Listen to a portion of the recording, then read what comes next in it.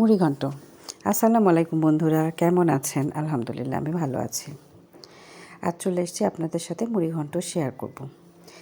তাতে লাগছে মাছের মাথা, রুই মাছের মাথা, আর হচ্ছে চালের খুদ, মানে পোলার চালের খুদ, মুগের ডাল, মুসুর ডাল, আর পেঁয়াজ টেয়াজ তো থাকছেই, পেঁয়াজ, কাঁচামরিচ, ধনেপাতা।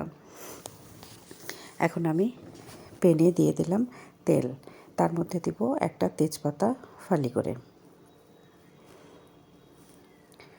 এখন তেজপাতাটা দিয়ে দিয়েছি, এতে দিচ্ছি পেঁয়াজ কুচি। পেঁয়াজ কুচি ভাজা হয়ে গেলে সামান্য বেরেস্তা আমি তুলে নেব মুড়িঘণ্টের উপরে ছিটিয়ে দেওয়ার জন্যে। তাতে দেখতেও ভালো লাগবে, স্বাদটাও একটু চেঞ্জ হবে। এখন দিয়ে দিচ্ছি গোটা গরম মশলা। এই গোটা গরম মশলা দেওয়াতে স্বাদটাই অন্যরকম লাগবে। ব্যাস, আমি পেঁয়াজটা তুলে নিলাম আর অর্ধেক পেঁয়াজ রেখে দিলাম, মানে বেরেস্তা রেখে দিলাম। এখন এটার মধ্যে মশলাটা আমি কষে নেব। সব 3 রকম বাটা মশলা, যেমন আদা, রসুন, জিরা, গরম মশলা গুঁড়া, আর দিয়ে দিয়েছি শুকনো মরিচ গুঁড়া, হলুদ গুঁড়া আর লবণ। ব্যাস, ভালো মতো আমি এখন কষে নেব। দেখ, এভাবে করে খাবেন আপনারা, কেমন লাগবে অবশ্যই জানাবেন, আপনাদের কমেন্টের আশায় থাকব। আমি মশলার বাটিটা ধুয়ে পানিটা দিয়ে দিলাম। এখন বেশ কিছুক্ষণ কষার পরে মাছের মাথাটা দিয়ে দিব। মাছটা একটু বড়ই ছিল, তাই মাথাটা বেশ খানিকটা বড়, তাই আমি অর্ধেক করে নিয়েছি। তাহলে সিদ্ধ হতেও সময় লাগবে না বেশি, আর কষতেও বেশ আরাম লাগবে।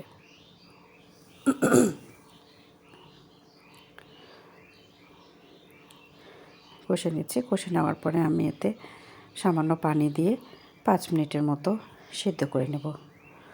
তাহলে মাছটা ভেঙে যাবে পুরোটা, আর ভাঙলেই স্বাদ বেশি। আপনারা তো অবশ্যই মুড়িঘণ্ট খেয়েছেন, অবশ্যই জানেন যে মাছটা একদম ভেঙে দিলে স্বাদটা ভালো হয়। পানি দিয়ে আমি এখন ঢাকনা দিয়ে ঢেকে দেব 5 মিনিটের জন্যে, সিদ্ধ হোক।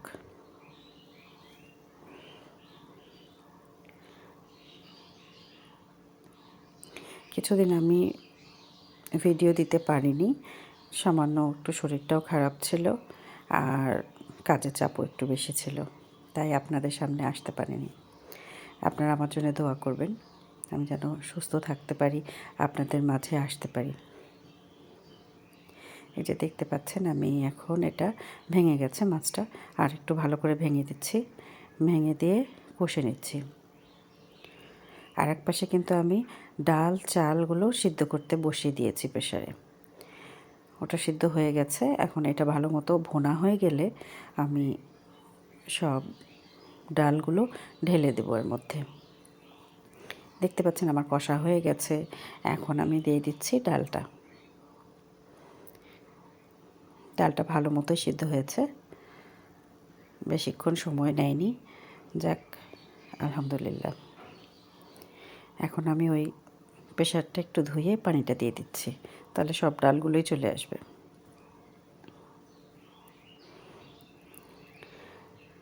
দেখতে পাচ্ছেন আমি সুন্দর করে এখন প্রায় 10 মিনিটের মতো এটা ভুনা করে নেব।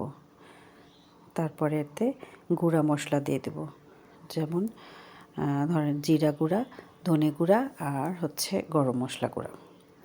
আর এর মধ্যে যদি একটু ঘি দেওয়া যায় আরও টেস্ট।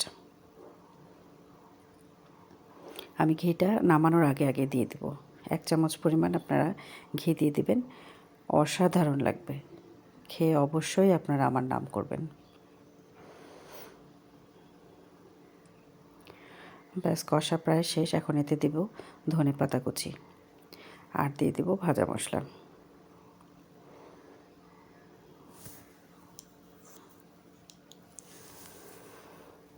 ধনেপাতাও দিয়ে দেওয়া হয়ে গেল। এখন দিচ্ছি ভাজা মশলা। ব্যাস, তৈরি হয়ে এসছে আমার মুড়িঘণ্ট। লাইক কমেন্ট শেয়ারের আশায় থাকলাম। আপনারা অবশ্যই দেখবেন, ট্রাই করবেন, আর আমাকে অনেক অনেক দোয়া দেবেন। এই যে বেরেস্তাও ছিটিয়ে দিলাম। কেমন লাগলো আমার মুড়ি ঘন্ট? অবশ্যই জানাবেন বন্ধুরা। আসসালামু আলাইকুম।